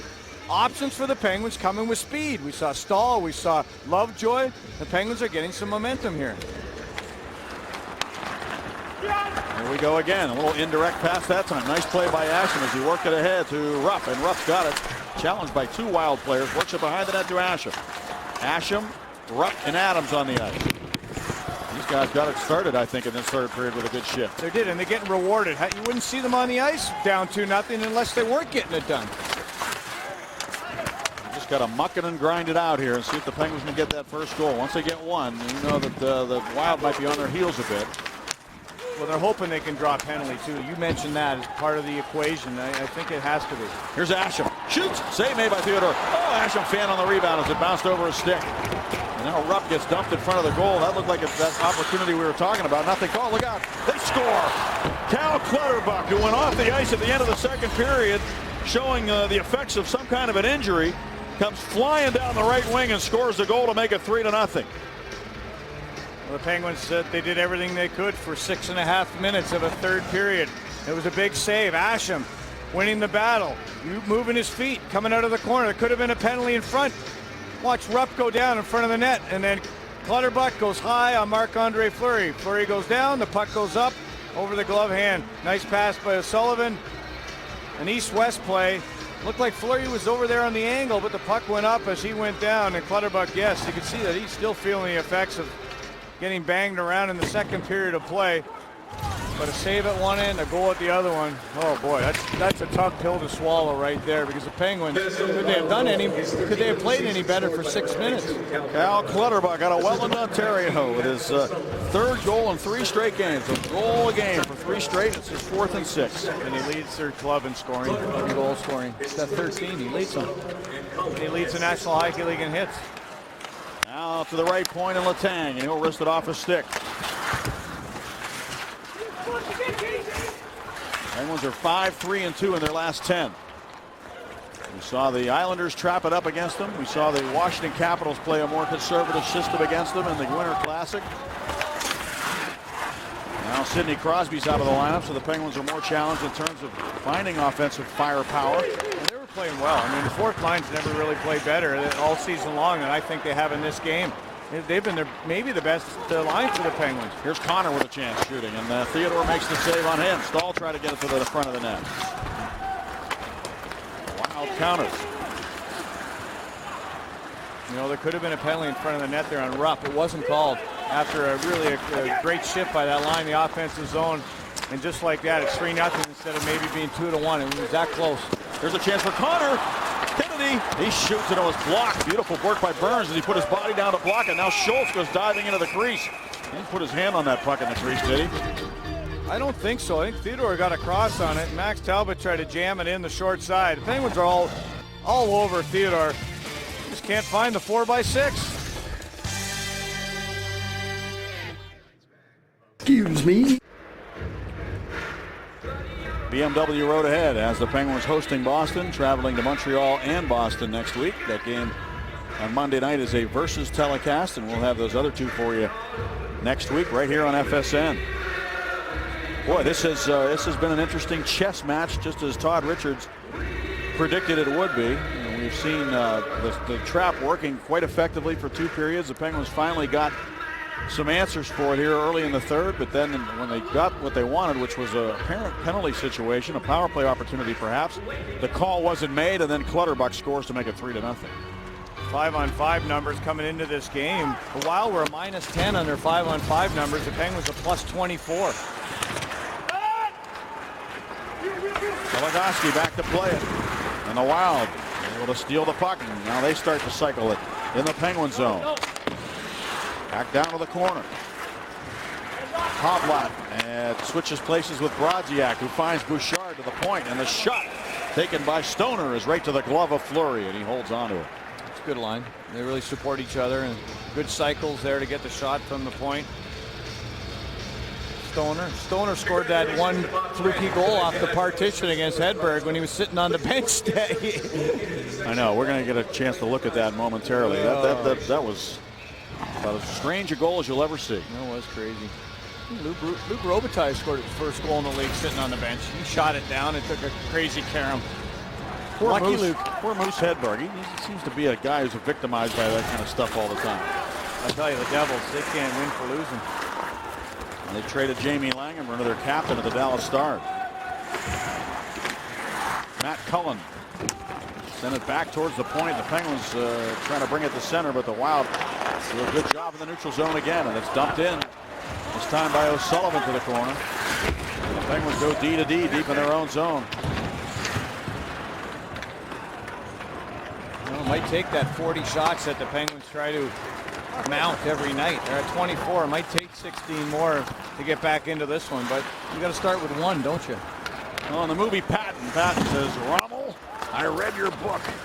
That's kind of what we have here. We have Bilesma, I read your book. Todd Richards has done a good job of game planning against the Penguins here tonight. Down the wing comes Schultz, and his shot off the stick of Malkin to the far corner. Behind the net, centering pass, Koivu's shot. Fleury made the save on the short side on Koivu. He and Brunette teaming up in the corner, but the Penguins come back. Pass from Malkin, not there from Stahl, and it goes right to Schultz. And you're right about Gino. If Gino could be that first man on the puck, maybe lug that puck from his own zone and come with speed. He's one guy who could make some people miss in the neutral zone. Well, Gino's been way too quiet. For Sidney out of the lineup, and Matt Cook are Subway sandwiches of the game. Matt Cook leads the Penguins in hits. 1, 2, 3 more. He just keeps coming and coming. Yeah, and Malkin, in those games without Sid prior to this one, 25 goals, 59 points in 39 games when Sid's on the shelf. Yeah, he usually really elevates his game, but he just can't find any room against this system that Minnesota's got going right now. They shut him down. Not carrying the puck that much. He's not starting the play from his own zone because he's playing on the wall. Yeah. Stahl's been lugging it quite a bit. Face off to the right of Theodore, taken now by Brent Burns. He's been impressive here tonight for the Wild. There's a dump in, and you get their matchup. And when you win those faceoffs, and then you play the 1-4. You play on the road, you play this, you don't really care that you're boring the home fans into submission. You're just trying to win a hockey game. You kind of get into it as a team, and when you change things up, you get a little wrinkle in your game. You kind of buy into it. If it's successful, the more success you have from it, obviously you get energy from that. And the Wild have a tough task tomorrow. They play this game tonight, a 7 o'clock start. They got to go to Dallas and play a 5 o'clock game tomorrow night in Dallas. Well, when you play the trap, you do tend to conserve a little more energy. You're not running around as much. Here's the Penguins record with Sid out of the lineup. It's actually rather impressive, and I think a lot of the credit has to go to Evgeny Malkin for that. Numbers that he's put up. And goaltenders along the way, whether it be Ty Conklin, whoever, raising their level. Yep. Marc-Andre Fleury. Shot by Barker, missed the net, came back off the boards hard, but Paul Martin read the play and was able to grab it. And now he moves it out on left wing to Rupp. Rupp turns and dumps it in. Well, that goal by Cal Clutterbuck was gigantic.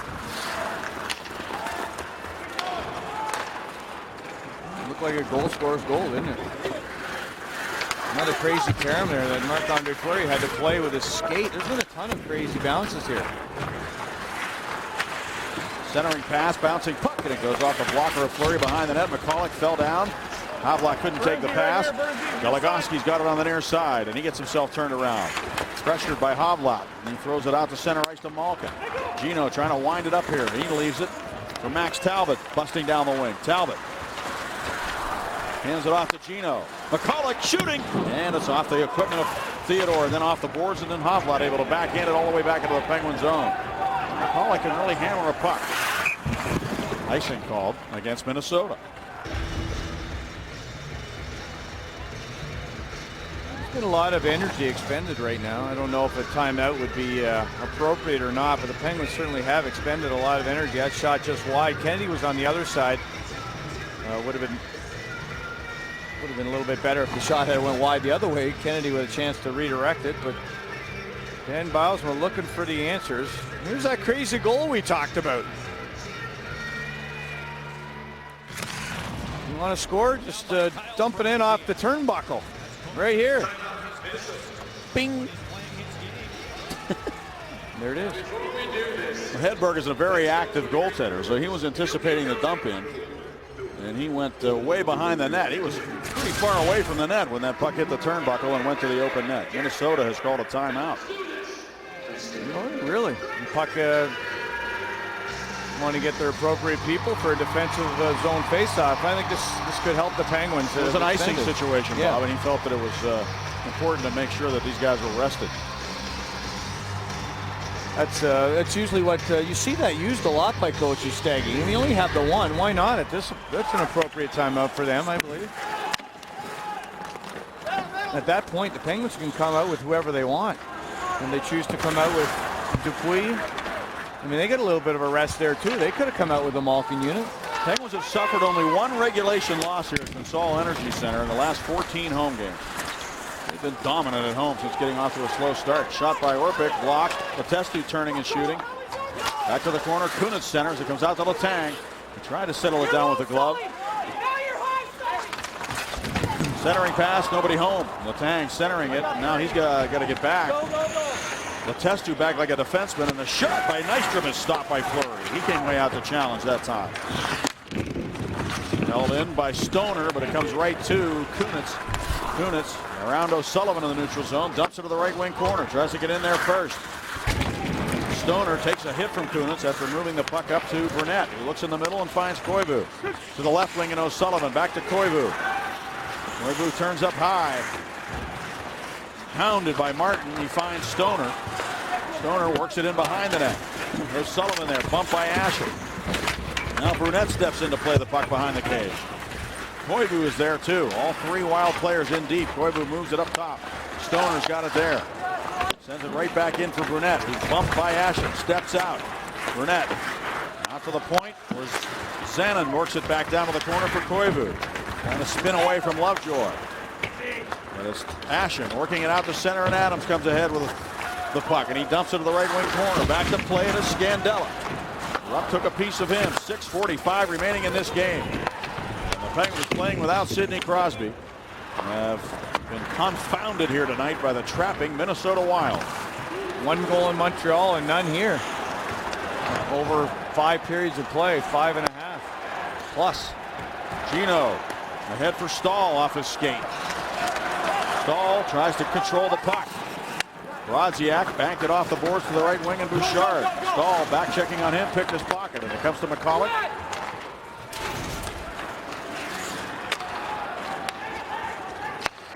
McCulloch slaps it ahead, and it's off a stick and up into the seats on the near side. The Wild trying to move closer to the Chicago Blackhawks, see if they can slip into that playoff picture in the Western Conference. This is up to date with the Philadelphia Flyers winning over the Devils here this afternoon. 57 points atop the Eastern Conference. You see the Penguins 4th there because of all the division winners have to be 1, 2, 3. Boston currently leading 2-0 over Montreal tonight. There's a lot of good hockey teams in both conferences. You look at the conference records here. The Penguins are 6-2-1 against the West going into this game. Many only 4-6-1 versus the East. And by my count, 8 of the players in the lineup tonight for the Wild up front played under Jacques Lemaire, including John Madden, who played under Lemaire in New Jersey. So they have been well schooled in the trap. It's not like they forgot. Here's Stahl down the wing. Stahl comes to the goal. Still has the puck. Theodore didn't know where he was.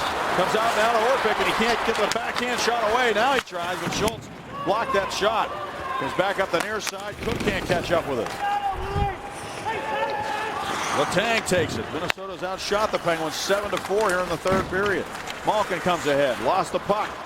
Stoner banks it ahead. We got a man wide open behind the play. It's O'Sullivan to the goal, and Fleury makes the save. Rebound, Cullen, he shot it high and wide. Stavas to the puck, and he rips it wide of the net. Back out to the point. Stoner shoots it off a stick wide. O'Sullivan centers. It goes right past Cullen. Picked up by Gino, and he comes ahead now. Malkin fends a man wide open. Connor busting in. Connor shoots up high, and Theodore makes the save. Now Cullen has it near side. Lovejoy distributes it behind the net to Connor. Talbot goes to the front of the net. Connor can't get on the puck. Sends it back around. This is essentially the Penguins' buzz line with Talbot replacing Letestu on the line. Penguins really just haven't got to Theodore. We've seen Kunitz get in there when we went to our last break. We saw Theodore knock to his butt in front of the net, but that's about it here tonight. They haven't got enough traffic and enough second opportunities against Theodore, who's looked rather solid in this game. Still got the shutout going. I ask you, Bob, when you force a team to dump the puck in, you know they're dumping it in. What advantage does that give you? Like if you're a defense, for instance, can they get back and get there first? Because essentially they know what you're going to do. I mean, they're forcing you to do it, right? Well, they are. And if you have four guys lined up, you have two just in front of the two defense, the two wingers. So they'll go up. A penalty here as we come back. But, yeah, they're cheating to get back. Theodore stopping the puck and then wrapping it around. McDonald's Dollar Menu presents Time for tonight's Miller Lite Taste Greatness moment. Well, Brooks Orpik on the penalty kill. 5-on-3, taking away that cross-crease pass. Blocking shots, and the 5-on-4 as well. So Brooks Orpik, solid as ever. The alternate captain for the Penguins. The Penguins have never been shut out here in Consol Energy Ice. They lost one game, 1-0 this year on the road to St. Louis. In danger right now, losing the 6th straight home game to the Minnesota Wild. Minnesota's power play 0 for 4 tonight, but they do have 12 of their 36 shots on the power play. Yes, they've got 36 shots to 25 for the Penguins.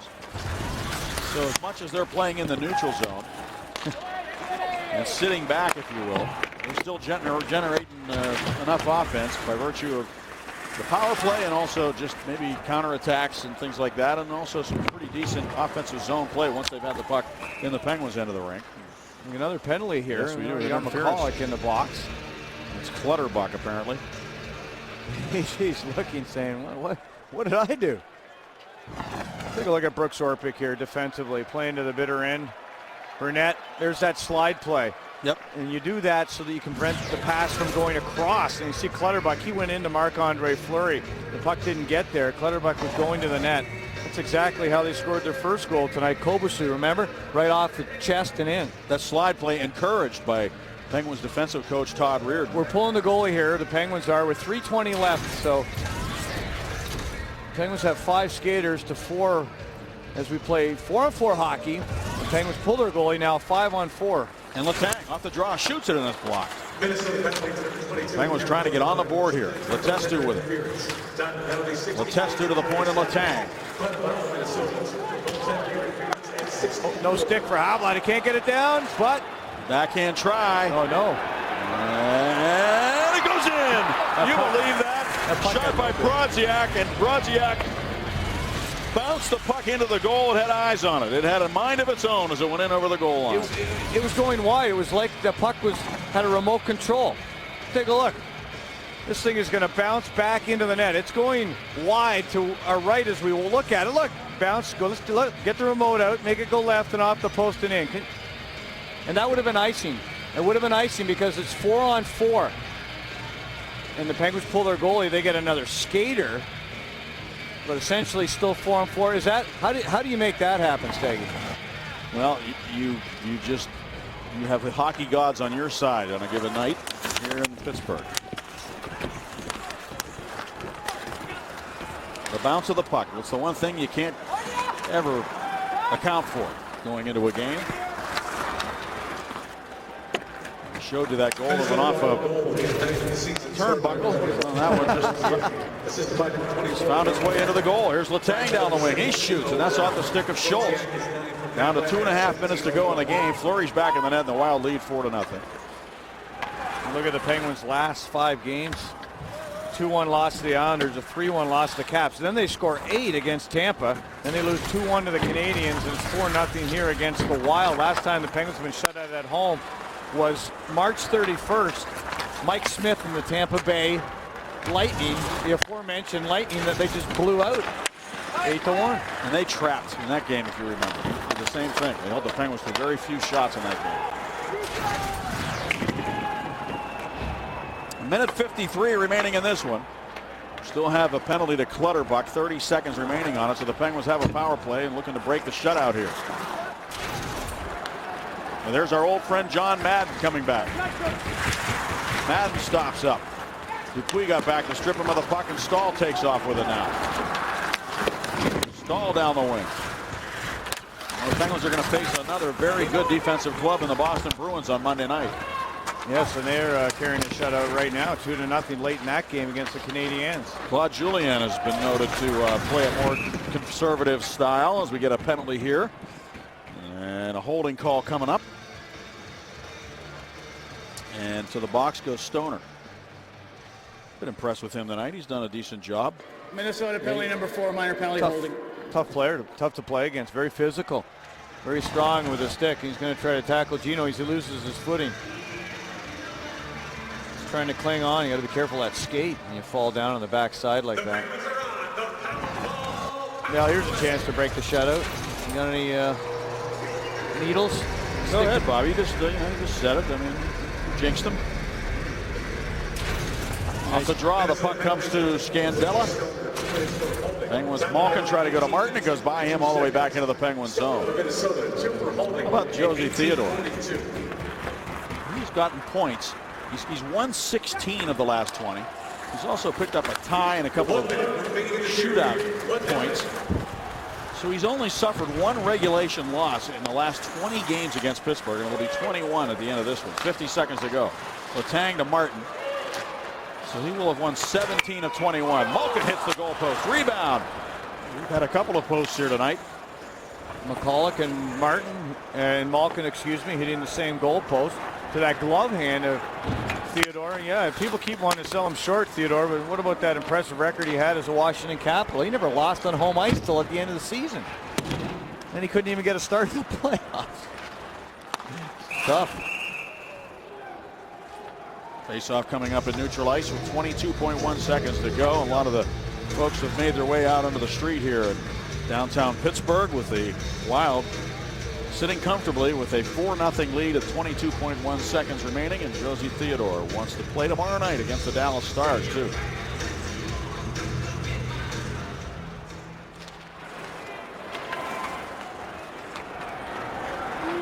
Goligoski with it.